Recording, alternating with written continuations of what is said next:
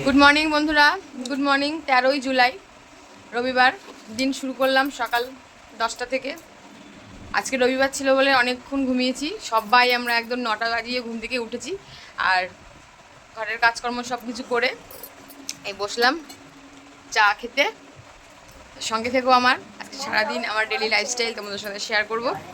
আমাকে অনেক অনেক ভালোবাসা দিয়ে যেও। তো আজকে সকালবেলা শুধু চা মুড়ি দিয়েই এখন স্টার্ট করছি। চলে এসেছি রান্নাঘরে টিফিন করতে। আর বাজারে গেছে, বাজারে আসবে, কি আসবে জানি না কিছুই, কারণ একদম টান টান আছে হাত। আর এখন আমি দেখো বন্ধুরা, ময়দা আটা মিলিয়ে চিনি দিয়ে গুলিয়েছি। এখন আমি কড়াই বসিয়ে দিয়েছি, ওগুলো রুটি করবো আর এখানে ছেলে মেয়েকে পড়াবো আর তোমাদের সঙ্গে নিয়ে দিন কাটাবো। চলো, এখন আমার কড়াই গরম হয়ে গেছে, আমি এখন রুটিটা বানাবো। আর আমি চুড়ি পরেছি, তার জন্য কেমন লাগছে আমাকে কিন্তু কমেন্ট করে জানিও। কিভাবে বৃষ্টি নেমে গেল দেখো ফ্রেন্ডস, দেখো 12টা বাজে মাত্র। ঘরে দেখো অন্ধকার। আমার ছেলে মেয়েকে স্নান করাবো, মেয়ে ওই কলপাড়ে স্নান করাবো। আঁকা স্কুলে যাবে, কখন দেখো স্নান করাবো কি বৃষ্টিতে। এদিকে তেল দিয়ে দিই মাথায়, না চলে স্নান করাবো। বাচ্চারা স্নান করার জন্য ব্যস্ত হয়ে গেছে, কারণ আঁকা আছে, আঁকার স্কুলে যাবে। তো ওদেরকে স্নান করাবো, তার আগে আমি একটু মাংসটা ধুয়ে নিচ্ছি। আজকে আমার বাজারেও অনেক দেরি করে এসছে আর আকাশের অবস্থা কিন্তু খুবই খারাপ। তাড়াতাড়ি করে ওদের স্কুলে পাঠাতে হবে, আঁকার স্কুল। রোববার দিন আমি এমনিতেই ব্যস্ত থাকি, আর যদি বাজার দেরি করে আসে তাহলে আমার আরও টেনশন হয়ে যায়। তো আমি আগে মাংসটা ধুয়ে রেখে তারপরেই ওদেরকে স্নান করিয়ে আঁকার স্কুলে পাঠিয়ে দেবো। তারপরে আমিও স্নান করে নেবো। আকাশের অবস্থা দেখো, একদম পুরো মেঘ হয়ে গেছে, একদম বৃষ্টি নামবে। ঝটপট করে ওদের স্নান করিয়ে আঁকার স্কুলে পাঠিয়ে দিই, তারপর কথা বলি। এত জোর বৃষ্টি হলো, বৃষ্টির মধ্যে আর ভিডিও করতে পারিনি। ছেলে মেয়েকে স্নান করিয়ে আঁকতে পাঠিয়ে দিয়েছি, আমিও স্নান করে নিয়েছি। রান্না কিছু হয়নি, শুধু ভাতটা বসিয়েছিলাম, ভাতটা হয়েছে। আর আমার বাজারও দেরি করে এসছে, এখন আমি যাব। তো আমার স্নান পুজো সব হয়ে গেছে, এখন রোদ্দুর উঠেছে আর আমি এখন এগুলো দিচ্ছি। আবার দেখো জামা কাপড়গুলো ধুয়েছি, এগুলো সব ভিজা, এগুলো আবার রোদ্রে দিতে এসছি। কি সুন্দর রোদ্দুর উঠেছে, পুরো কালো হয়ে যেভাবে মেঘ করেছিল বুঝতে পারিনি যে এত সুন্দর রোদ্দুর উঠবে। দেখো চলে এসেছি রান্নাঘরে। আর রবিবার মানেই তো জানো বন্ধুরা, আমাদের বাড়িতে মাংস হয়। মাংস ধুয়ে রেখেছি, এই যে ধুয়ে রেখেছিলাম, ধুয়ে গুছিয়ে রেখে গেছি স্নান করতে। পুজোটাও দিয়ে দিয়েছি, ওদের আসার টাইমও হয়ে গেছে। ছেলেমেয়ের 1:30 বাজে। ভাত নামিয়ে ফেলেছি, এখন আমি মাংসের মশলাটা আগে করে মাংসটা বসাবো, মাংসটা ওকে দিয়ে করাবো।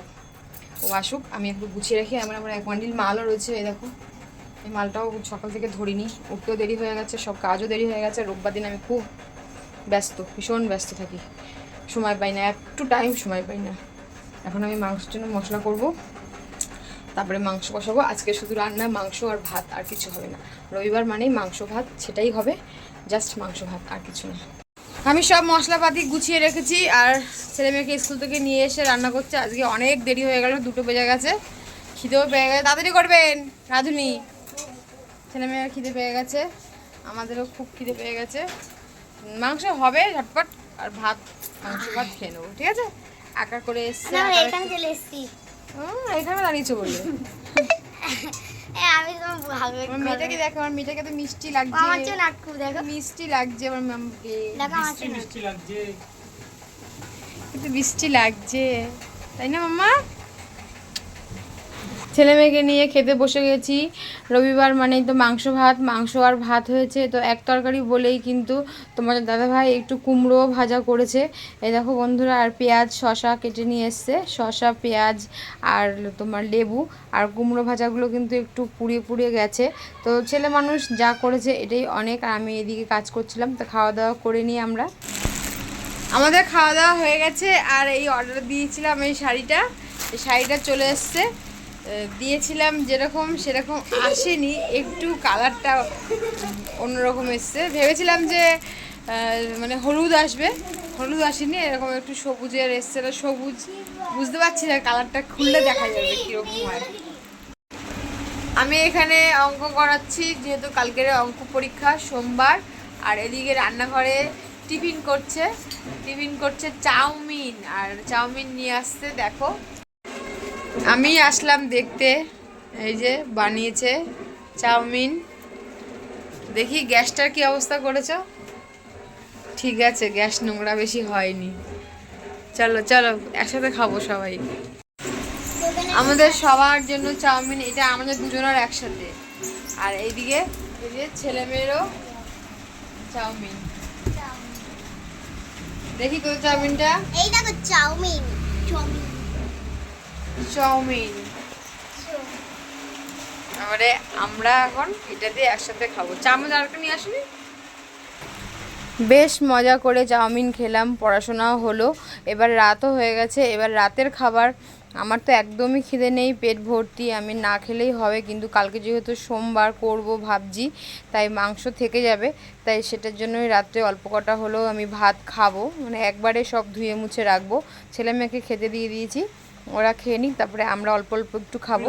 তারপরে দেখো বন্ধুরা আমার খাওয়া হয়ে গেছে, আর আমি দেখো রান্নাঘরটা পুরো মানে সার্ফ দিয়ে ধুয়ে পুরো পরিষ্কার করে নিয়েছি, এই তাকগুলো।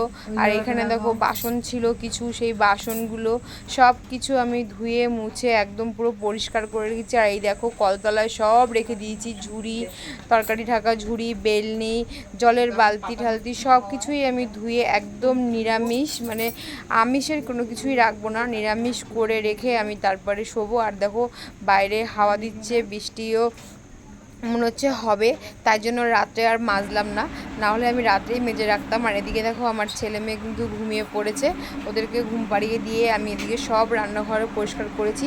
যাক, সকালবেলা আমার একটু হালকা হবে কাজ। আর এই দেখো এদিকে গোপালও শুয়ে পড়েছে, গোপালেরও মশারি টানিয়ে দিয়েছি, গোপালও শুয়ে পড়েছে, আমরাও এখন শুয়ে পড়বো। ঠাকুরও শয়ন দেওয়া হয়ে গেছে, ঠাকুরের শয়নটা একটু আমাদের রাত করেই হয়। আর দেখো রাত কত হয়ে গেছে, আর আমার ছেলে মেয়েও ঘুমিয়ে পড়েছে, এবার আমরাও শুয়ে পড়বো। তো এই ভিডিওটা এখানেই শেষ করলাম বন্ধুরা।